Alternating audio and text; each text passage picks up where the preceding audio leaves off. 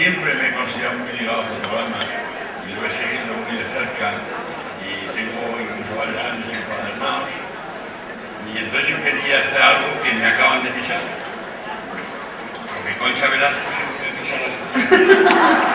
Es curioso, luego creía yo que venía cuando hablan de una ley, impune, y que no iba a pasar nada. Y pensaba dedicarle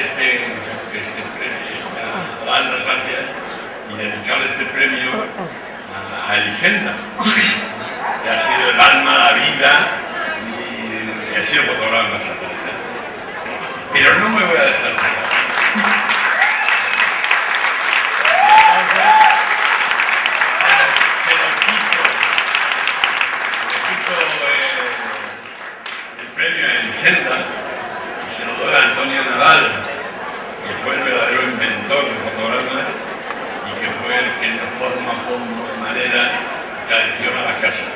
Y sin Antonio, pues ni estaríamos aquí, ni yo tendría este premio, tan emocionante para mí, y todo sería muy distinto, empezando por el cine español.